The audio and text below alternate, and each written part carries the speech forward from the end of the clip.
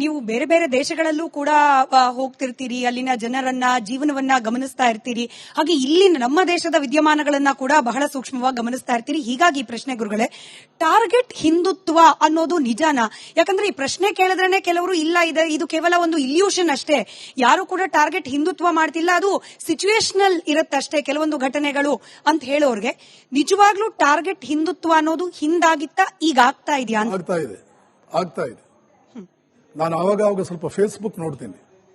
ಈ ಫೇಸ್ಬುಕ್ಗಳು ಇತ್ಯಾದಿಗಳು ಇತ್ತೀಚಿನ ದಿನಗಳಲ್ಲಿ ಬಹಳ ಜನಪ್ರಿಯವಾಗಿವೆ. ಮೊನ್ನೆ ಒಬ್ಬರು ರಾಮಕೃಷ್ಣ ಪರಮಹಂಸರು ಶಾರದಾ ಮಾತೆಯನ್ನ ಯಾವ ರೀತಿ ಟ್ರೀಟ್ ಮಾಡಿದ್ರು ಅದ್ರ ಬಗ್ಗೆ ಕಾಮೆಂಟ್ ಮಾಡಿದ್ರು. ಭಗವದ್ಗೀತೆ ಬಗ್ಗೆ ಕಾಮೆಂಟ್ ಮಾಡೋದಂತೂ ಅದು ಪ್ರತಿನಿತ್ಯ ಅದರಲ್ಲಿ ಜೀವನದ ಸಾರ್ಥಕತೆಯನ್ನು ಕಾಣೋರು ಬಹಳ ಜನ ಇದ್ದಾರೆ, ಹೋಗ್ಲಿ. ಆದರೆ ರಾಮಕೃಷ್ಣರ ಬಗ್ಗೆ ಕಾಮೆಂಟ್ ಮಾಡಿದವರು ನಾನು ಇಲ್ಲಿವರೆಗೆ ಯಾರನ್ನೂ ನೋಡಿರಲಿಲ್ಲ. ಹಿಂದೂಗಳಲ್ಲ, ಅನ್ಯಮತೀಯರು. ವಿವೇಕಾನಂದರನ್ನ, ರಾಮಕೃಷ್ಣರನ್ನ ಒಂದು ರೀತಿಯಲ್ಲಿ ಹಿಂದೂಗಳಿಗಿಂತ ಅನ್ಯಮತೀಯರೇ ಹೆಚ್ಚು ಇಷ್ಟಪಡ್ತಾರೆ. ಆ ಮಟ್ಟಕ್ಕೆ ಅವರದು ಅಷ್ಟು ವಿಶಾಲವಾಗಿತ್ತು, ಅಷ್ಟು ಹೃದಯವಂತಿಕೆ, ಅಷ್ಟು ಸೈಂಟಿಫಿಕ್ ಆಗಿ ಅವರ ಬೋಧನೆಗಳಿವೆ. ಎಲ್ಲವನ್ನೂ ಮೀರಿ ಎಲ್ಲರನ್ನೂ ಆಕರ್ಷಿಸುವಂತಹ ವ್ಯಕ್ತಿತ್ವವೂ ಹೌದು, ಉಪದೇಶಗಳು ಹೌದು. ಆದರೆ ಮೊನ್ನೆ ಒಬ್ಬರು ರಾಮಕೃಷ್ಣರು ಶಾರದಾ ಮಾತೆಯನ್ನ ಟೀಕೆ ಮಾಡಿರ್ತಕ್ಕಂಥದ್ದು ನೋಡಿದೆ. ಅದನ್ನು ಓದಿದಾಗ ಗೊತ್ತಾಯ್ತು ನನಗೆ, ಸಂಪೂರ್ಣವಾಗಿ ವಿಷ ತುಂಬಿದ ಮನಸ್ಸು ಇವ್ರದ್ದು. ಇಲ್ಲಿ ನಾನು ತಪ್ಪಿಕೊಂಡು ಹಿಡಿಬೇಕು ಅಂತ ಉದ್ದೇಶ ಇಟ್ಕೊಂಡೇ ಮಾಡ್ತಾ ಇರ್ತಕ್ಕಂಥದ್ದು. ಹಾಗೆ ಈಗ ಬೇರೆ ಬೇರೆ ಕಡೆ ನಾವು ನೋಡ್ತೀವಿ, ಕೆಲವೆಲ್ಲ ವಿಶ್ವವಿದ್ಯಾಲಯದ ಪ್ರೊಫೆಸರ್ಗಳಿಗೆ ನಾನು ಬಹಳ ದೊಡ್ಡ ದಿಗ್ಧಂತಿ, ಸರ್ವಜ್ಞ ನಾನು ಅಂತ ತೋರಿಸ್ಕೊಳ್ಳುವಂತಹ ಕೆಲವು ಜನ ಇದ್ದಾರೆ. ಅವರು ನಿಮ್ಗೆಲ್ಲ ಕೂಡ ಗೊತ್ತಿದ್ದಾರೆ. ಅವರು ಏನಾದರೂ ಒಂದು ಹೇಳ್ತಿರ್ತಾರೆ, ಏನು ಆ ಮಾತುಗಳಿಗೆ ಅವರ ಸ್ಟೂಡೆಂಟ್ಸು ಅದು ಹೇಗೆ ಉದ್ಧಾರ ಆಗ್ತಾವ್ರು ಆ ಪರಮಾತ್ಮನೇ ಬಲ್ಲ. ಇಂತಹ ವ್ಯಕ್ತಿಗಳ ಕೈಯಲ್ಲಿ ಅವರೆಲ್ಲ ಕಲ್ತರಲ್ಲ, ಅವ್ರು ಏನು ಯಾವ ರೀತಿ ಅವ್ರ ಬ್ರೈನ್ ಬೆಳೆದಿರುತ್ತಾ ಕಳ್ಕೊಂಡಿರ್ತಾರ ಬ್ರೈನ್ ಪವರು, ಅದು ಪರಮಾತ್ಮನೇ ಅವನಿಗೆ ಗೊತ್ತಾಗಬೇಕಷ್ಟೇ. ಹಿಂದುತ್ವ ಟಾರ್ಗೆಟ್ ಅನ್ನುವಂಥ ನಡೀತಾ ಇದೆ. ಯಾಕೆ ನಡೀತಾ ಇದೆ ಅಂದ್ರೆ ಇದನ್ನು ಕಡಿಮೆ ಮಾಡಬೇಕು ಅನ್ನೋ ದುರುದ್ದೇಶ ಇದೆ ಒಳಗಡೆ. ಮುಗ್ಧರಿಗೆ ಈಗ ನಾನು ಪ್ರಾರಂಭದಲ್ಲಿ ವೇದಗಳು ಅಂದ್ರೆ ಏನು ಅಂತ ನಿಮ್ಗೊಂದು ಡೆಫಿನೇಷನ್ ಕೊಟ್ಟೆ. ಎಷ್ಟು ಜನರು ಗೊತ್ತಿದೆ ಇದು? ವೇದಗಳು ಅಂದ್ರೆ ಅದೊಂದು ಪುಸ್ತಕ, ಅದರ ವರ್ಣಾಶ್ರಮ ಇದೆ. ನೀವು ಈ ರೀತಿ ಅಡ್ವರ್ಸ್ ಕಾಮೆಂಟ್ಸ್ ಕೊಡ್ತಾರಲ್ಲ, ಅವ್ರನ್ನ ಯಾವ ಪುಸ್ತಕದ ಬಗ್ಗೆ ಯಾವ ವ್ಯಕ್ತಿ ಬಗ್ಗೆ ಅಡ್ವರ್ಸ್ ಕಾಮೆಂಟ್ಸ್ ಕೊಡ್ತಿದಾರಲ್ಲ, ಅವ್ರಿಗೆ ನೀವು ಸುಮ್ಮನೆ ಒಂದು ಪ್ರಶ್ನೆ ಕೇಳಿ, ಹಿಂದುತ್ವ ಟಾರ್ಗೆಟ್ ಮಾಡಬೇಕು, ಅದು ಹಿಂದುತ್ವ ಅನ್ನುವಂಥದ್ದು ಬಹಳ ಕೆಟ್ಟದ್ದು, ಹೌದೇನಪ್ಪ ಹಿಂದುತ್ವ ಅಂದ್ರೆ ಏನು? ಅವ್ರ ಹತ್ರ ಉತ್ತರ ಇರಲ್ಲ. ಅದೊಂದು ಚಟ ಬಂದ್ಬಿಟ್ಟಿದೆ ನಮ್ಮಲ್ಲಿ. ಅದು ಕೆಲವು ವಿಶ್ವವಿದ್ಯಾಲಯದ ಪ್ರೊಫೆಸರ್ಗಳು, ನಾನು ಅವಾಗಲೇ ಹೇಳಿದ ಹಾಗೆ ನಾನು ಬಹಳ ದೊಡ್ಡ ಸರ್ವಜ್ಞ ಪೀಠವನ್ನೇ ನಿರಂತರ ಅಲಂಕರಿಸಿರ್ತಕ್ಕಂಥ ಅವನನ್ನು ತೋರಿಸ್ಕೊಳ್ಳೋದು ಬೇಕಾಗುತ್ತೆ. ಅವರ ಸ್ಟೂಡೆಂಟ್ಸ್ಗೆ ಇವ್ರಿಗೆ ಗೊತ್ತಿರೋದ್ರೆ 1% ಗೊತ್ತಿರಲ್ಲ. ಇನ್ನು ಇವತ್ತೇನಾಗಿದೆ, ನಮ್ಮ ದೇಶದಲ್ಲಿ ಪ್ರಜ್ಞಾವಂತಿಕೆ ಅನ್ನುವಂಥದ್ದು ಪಾತಾಳಕ್ಕೆ ಹೋಗ್ಬಿಟ್ಟಿದೆ. ಯಾವ ವಿಷಯದ ಬಗ್ಗೆಯೂ ಜ್ಞಾನ ಇಲ್ಲ. ಬೇರೆ ಎಲ್ಲ ಬಿಡಿ, ಸೈನ್ಸು ಮತ್ತು ಧರ್ಮ ವಿರುದ್ಧವಾದ್ದು ಅಂತ ಮಾತನಾಡೋರು ನಿಮಗೆ 99% ಜನ ಇದ್ದಾರೆ. ಯಾವ ಕಾಲದಲ್ಲೂ ಸೈನ್ಸು ಮತ್ತು ಧರ್ಮ ವಿರುದ್ಧ ಅಲ್ಲ. ಸೈನ್ಸ್ ಅನ್ನುವಂಥದ್ದು ಲೋಯರ್ ಧರ್ಮ, ಧರ್ಮ ಅನ್ನುವಂಥದ್ದು ಹೈಯರ್ ಸೈನ್ಸ್. ಇದೇ ಸನಾತನ ಧರ್ಮಕ್ಕೂ ಬೇರೆಯವ್ರಿಗೂ ಇರತಕ್ಕಂಥ ಡಿಫರೆನ್ಸ್. ಇವತ್ತಿನವರೆಗೆ ವೇದಗಳಲ್ಲಿರ್ತಕ್ಕಂಥ ಈ ವಾಕ್ಯ ಅರ್ಥವಿಲ್ಲ ಅಂತ ಒಬ್ಬ ವಿಜ್ಞಾನಿ ಇವತ್ತಿನವರೆಗೆ ಒಂದು ವಾಕ್ಯ ತೋರಿಸಿಲ್ಲ. ಅಷ್ಟೇ ಅಲ್ಲ, ಸುಮಾರು 25-30 ವಿಜ್ಞಾನಿಗಳ ಹೆಸರು ಹೇಳ್ತೇನೆ. ವೇದಗಳಿಂದಲೇ ನಮ್ಮ ಸರ್ವಸ್ವವನ್ನು ಪಡ್ಕೊಂಡಿದ್ದೇವೆ. ಅದರಲ್ಲಿ ಆಟಮ್ ಬಾಂಬ್ ಕಂಡು ಹಿಡಿದಂತ ರಾಬರ್ಟ್ ಓಪನಿಮರ್ ಒಬ್ಬರು ಹೇಳ್ತಾರೆ, ಅವರು what we shall find in modern physics is an exemplification, illustration and encouragement of ancient wisdom of the Hindus. ಏನಿದರ ಅರ್ಥ? ಇವತ್ತು ನಾವು ಫಿಸಿಕ್ಸ್ ಅಲ್ಲಿ ಏನು ಕಾಣ್ತಾ ಇದೀವೋ ಪ್ರಾಚೀನ ಭಾರತೀಯರ ಜ್ಞಾನದ ಇನ್ನೊಂದು ರೂಪವೇ ಆಗಿದೆ, ಅದರ ವಿಸ್ತೃತ ರೂಪವೇ ಆಗಿದೆ. ಇದನ್ನು ಹೇಳಿದವರು ಹಿಂದೂ ಅಲ್ಲ, ಇಂಡಿಯನ್ ಅಲ್ಲ, ಯಾವುದೋ ದೇವಸ್ಥಾನದ ಪೂಜಾರಿ ಅಲ್ಲ. ಆಟಮ್ ಬಾಂಬ್ ಕಂಡು ಹಿಡಿದ ಪ್ರಖ್ಯಾತ ಸುಪ್ರಸಿದ್ಧ ಅಮೆರಿಕನ್ ವಿಜ್ಞಾನಿ ರಾಬರ್ಟ್ ಓಪನಿಮರ್. ಇಂದಾದೊಂದು 25-30 ವಿಜ್ಞಾನಿಗಳು ಮುಕ್ತ ಕಂಠದಿಂದ ಪ್ರಶಂಸೆ ಮಾಡಿರೋದನ್ನು ನಾನು ತೋರಿಸ್ತೀನಿ. ಹಾಗಾದ್ರೆ ವೇದಗಳು ಅವೈಜ್ಞಾನಿಕವಾ? ಈಗ ಹೇಳ್ತಾನಲ್ಲ ಮನುಷ್ಯ, ವಿಜ್ಞಾನದ ಪುಸ್ತಕ ಎಂದು ಮುಟ್ಟದವನು. ವೇದಗಳು ಅವೈಜ್ಞಾನಿಕ ಅಂತ ಹೇಳೋ ವ್ಯಕ್ತಿ ವೇದಗಳನ್ನು ಬಿಡಿ, ಸೈನ್ಸಿನ ಪುಸ್ತಕವನ್ನು ಮುಟ್ಟಿಲ್ಲ ಆತ. ಆ ಕಡೆ ಸೈನ್ಸ್ ಪುಸ್ತಕವನ್ನು ಮುಟ್ಟದ, ಈ ಕಡೆ ವೇದಗಳ ಪುಸ್ತಕವನ್ನು ಮುಟ್ಟದ ವ್ಯಕ್ತಿ ವೇದಗಳು ಅವೈಜ್ಞಾನಿಕ, ವೇದಗಳ ಜಾತಿ ಪದ್ಧತಿ. ಇದೆಲ್ಲ ನೋಡಿದ್ರೆ ಏನನ್ಸುತ್ತೆ ಅಂದ್ರೆ ಸಮಾಜ ಅತ್ಯಂತ ಬೇಜವಾಬ್ದಾರಿತನದಿಂದ ಕೂಡಿದೆ. ಈ ಬೇಜವಾಬ್ದಾರಿಯನ್ನು ಕಳೆಯೋದಕ್ಕೆ ಆಡಳಿತ ವರ್ಗ ಒಂದು ವ್ಯವಸ್ಥೆ ಮಾಡಬೇಕು. ಯಾಕೆಂದ್ರೆ ಫ್ರೀಡಮ್ ಆಫ್ ಸ್ಪೀಚ್ ಇದೆಯಲ್ಲ, ಫ್ರೀಡಮ್ ಅನ್ನುವಂತಹದ್ದು, ರೆಸ್ಪಾನ್ಸಿಬಿಲಿಟಿ ಅನ್ನುವಂತಹದ್ದು ಒಂದೇ ನಾಣ್ಯದ ಎರಡು ಮುಖ. ಯಾವಾಗ ನೀವು ರೆಸ್ಪಾನ್ಸಿಬಲ್ ಅಲ್ಲ ಅವಾಗ ನೀವು ಫ್ರೀಡಮ್ ತೆಗೆದು ಬಿಡಬೇಕು. ಅಮೆರಿಕದಲ್ಲಿ ಹಾಗೇ ಇದೆ. An irresponsible person is always an unfree man, a dependent man, he never deserves freedom. Correct ಆಗಿ ಮನೆ ಬಾಡಿಗೆ ಕೊಡಬೇಕಾದ್ದು ಕರೆಕ್ಟ್ ಆಗಿ ಕೊಡಲಿಲ್ಲ ಅಂತಂದ್ರೆ ಇನ್ನು ಮುಂದೆ ನಿಮಗೆ ಎಂದಿಗೂ ಯಾರು ಬಾಡಿಗೆ ಮನೆ ಕೊಡಲ್ಲ. ಅಮೆರಿಕದಲ್ಲಿ ರೋಡ್ ರೂಲ್ಸ್, ಟ್ರಾಫಿಕ್ ರೂಲ್ಸ್ ನೀವು ವೈಲೇಟ್ ಮಾಡಿದ್ರೆ ಅಂದ್ರೆ 3 ವಾರ್ನಿಂಗ್ ಕೊಡ್ತಾರೆ, 4ನೇ ವಾರ್ನಿಂಗ್ ನಿಮ್ಮ ಲೈಸೆನ್ಸ್ ಕ್ಯಾನ್ಸಲ್. ನಮ್ಮಲ್ಲಿ ನಾವು ರೋಡ್ನಲ್ಲಿ ಎಲ್ಲಿ ಬೇಕಾದರೂ ಹೋಗ್ತೀವಿ. ಇಲ್ಲಿ ಏನಾಗಿದೆ, ಫ್ರೀಡಮ್ನ ಅರ್ಥ ನಾವು ಕಳ್ಕೊಂಡ್ಬಿಟ್ಟಿದ್ದೇವೆ. ಸೊ ಈ ವಾಕ್ ಸ್ವಾತಂತ್ರ್ಯ ಇದೆ ಎನ್ನುವಂತಹದ್ದನ್ನು ಉಪಯೋಗಿಸಿಕೊಂಡು ಅತ್ಯಂತ ಬೇಜವಾಬ್ದಾರಿತನದಿಂದ ಹೇಳಿಕೆಗಳನ್ನು ಕೊಡುವುದು, ಬೇಜವಾಬ್ದಾರಿತನದ ಲೇಖನಗಳನ್ನು ಬರೆಯೋದು ದಿನಾ ನೋಡ್ತಾ ಇರ್ತೀವಿ ನಾವು. ಅದನ್ನು ದಿನಾ ನೋಡ್ತಾ ಇರ್ತೀವಿ. ದೊಡ್ಡವರು ಅದು ಯಾರು ಅವರನ್ನು ದೊಡ್ಡವರು ಮಾಡಿದ್ರು, ಯಾವ ಅರ್ಥದಲ್ಲಿ ಅವರು ದೊಡ್ಡವರಾಗ್ತಾರೋ ಆ ಪರಮಾತ್ಮನಿಗೆ ಗೊತ್ತು. ನೀವು ಬೇರೆ ಬೇರೆ ದೇಶಗಳಲ್ಲೂ ಕೂಡ ಹೋಗ್ತಿರ್ತೀರಿ, ಅಲ್ಲಿನ ಜನರನ್ನ, ಜೀವನವನ್ನ ಗಮನಿಸ್ತಾ ಇರ್ತೀರಿ. ಹಾಗೆ ಇಲ್ಲಿನ ನಮ್ಮ ದೇಶದ ವಿದ್ಯಮಾನಗಳನ್ನ ಕೂಡ ಬಹಳ ಸೂಕ್ಷ್ಮವಾಗಿ ಗಮನಿಸ್ತಾ ಇರ್ತೀರಿ. ಹೀಗಾಗಿ ಪ್ರಶ್ನೆ ಗುರುಗಳೇ, ಟಾರ್ಗೆಟ್ ಹಿಂದುತ್ವ ಅನ್ನೋದು ನಿಜಾನಾ?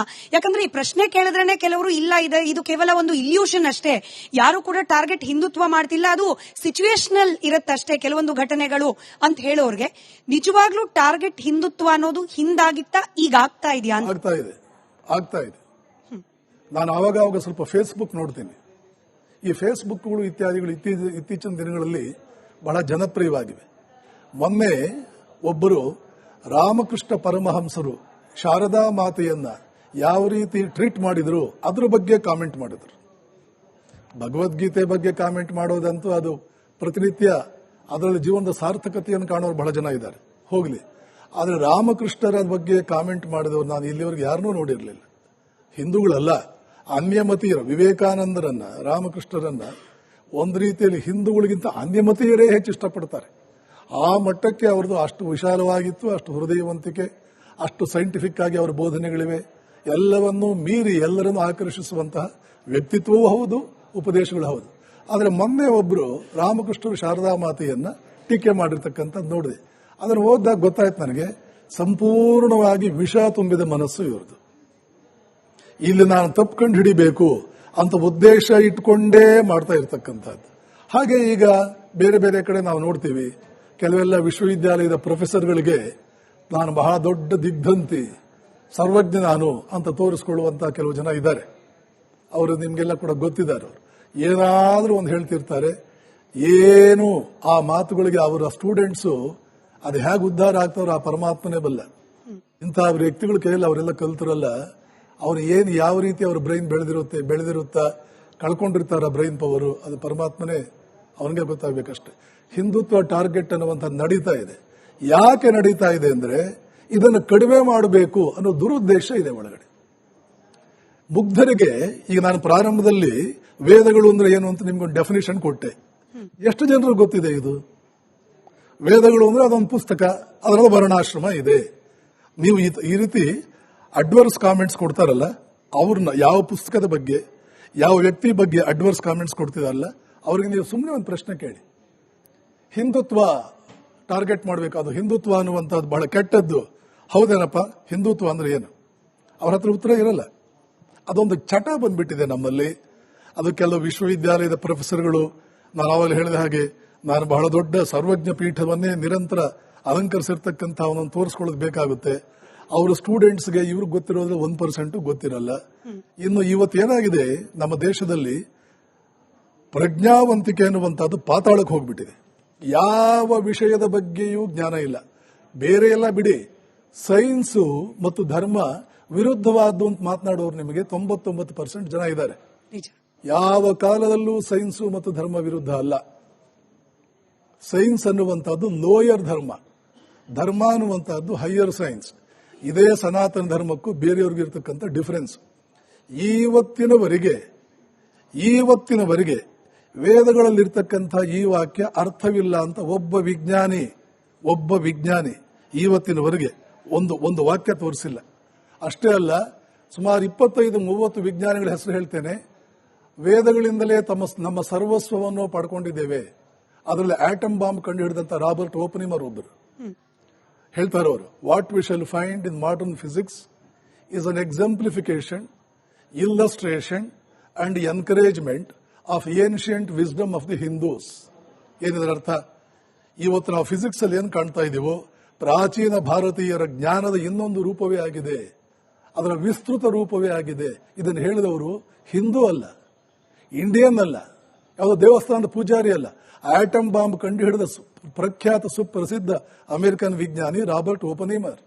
ಇಂದಾದ ಒಂದು 25-30 ವಿಜ್ಞಾನಿಗಳು ಮುಕ್ತ ಕಂಠದಿಂದ ಪ್ರಶಂಸೆ ಮಾಡಿರುವುದನ್ನು ನಾನು ತೋರಿಸ್ತೀನಿ. ಹಾಗಾದ್ರೆ ವೇದಗಳು ಅವೈಜ್ಞಾನಿಕವ? ಈಗ ಹೇಳ್ತಾನಲ್ಲ ಮನುಷ್ಯ, ವಿಜ್ಞಾನದ ಪುಸ್ತಕ ಎಂದು ಮುಟ್ಟದವನು. ವೇದಗಳು ಅವೈಜ್ಞಾನಿಕ ಅಂತ ಹೇಳೋ ವ್ಯಕ್ತಿ ವೇದಗಳನ್ನು ಬಿಡಿ, ಸೈನ್ಸಿನ ಪುಸ್ತಕವನ್ನು ಮುಟ್ಟಿಲ್ಲ ಆತ. ಆ ಕಡೆ ಸೈನ್ಸ್ ಪುಸ್ತಕವನ್ನು ಮುಟ್ಟದ, ಈ ಕಡೆ ವೇದಗಳ ಪುಸ್ತಕವನ್ನು ಮುಟ್ಟದ ವ್ಯಕ್ತಿ ವೇದಗಳು ಅವೈಜ್ಞಾನಿಕ, ವೇದಗಳ ಜಾತಿ ಪದ್ಧತಿ. ಇದೆಲ್ಲ ನೋಡಿದ್ರೆ ಏನನ್ಸುತ್ತೆ ಅಂದ್ರೆ ಸಮಾಜ ಅತ್ಯಂತ ಬೇಜವಾಬ್ದಾರಿತನದಿಂದ ಕೂಡಿದೆ. ಈ ಬೇಜವಾಬ್ದಾರಿಯನ್ನು ಕಳೆಯೋದಕ್ಕೆ ಆಡಳಿತ ವರ್ಗ ಒಂದು ವ್ಯವಸ್ಥೆ ಮಾಡಬೇಕು. ಯಾಕೆಂದ್ರೆ ಫ್ರೀಡಮ್ ಆಫ್ ಸ್ಪೀಚ್ ಇದೆಯಲ್ಲ, ಫ್ರೀಡಮ್ ಅನ್ನುವಂತಹದ್ದು, ರೆಸ್ಪಾನ್ಸಿಬಿಲಿಟಿ ಅನ್ನುವಂತಹದ್ದು ಒಂದೇ ನಾಣ್ಯದ ಎರಡು ಮುಖ. ಯಾವಾಗ ನೀವು ರೆಸ್ಪಾನ್ಸಿಬಲ್ ಅಲ್ಲ ಅವಾಗ ನೀವು ಫ್ರೀಡಮ್ ತೆಗೆದು ಬಿಡಬೇಕು. ಅಮೆರಿಕದಲ್ಲಿ ಹಾಗೇ ಇದೆ.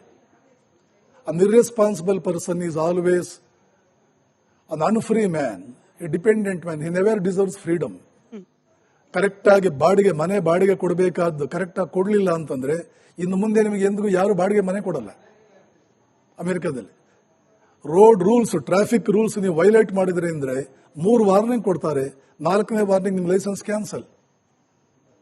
ನಮ್ಮಲ್ಲಿ ನಾವು ರೋಡ್ನಲ್ಲಿ ಎಲ್ಲಿ ಬೇಕಾದರೂ ಹೋಗ್ತೀವಿ.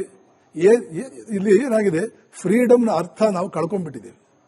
ಸೊ ಈ ವಾಕ್ ಸ್ವಾತಂತ್ರ್ಯ ಇದೆ ಎನ್ನುವಂತಹದ್ದನ್ನು ಉಪಯೋಗಿಸಿಕೊಂಡು ಅತ್ಯಂತ ಬೇಜವಾಬ್ದಾರಿತನದಿಂದ ಹೇಳಿಕೆಗಳನ್ನು ಕೊಡೋದು, ಬೇಜವಾಬ್ದಾರಿತನದ ಲೇಖನಗಳನ್ನು ದಿನಾ ನೋಡ್ತಾ ಇರ್ತೀವಿ ನಾವು. ಅದನ್ನು ದಿನಾ ನೋಡ್ತಾ ದೊಡ್ಡವರು ಅದು ಯಾರು ಅವರನ್ನು ದೊಡ್ಡವರು ಮಾಡಿದ್ರು, ಯಾವ ಅರ್ಥದಲ್ಲಿ ಅವರು ದೊಡ್ಡವರಾಗ್ತಾರೋ ಆ ಪರಮಾತ್ಮನಿಗೆ ಗೊತ್ತು.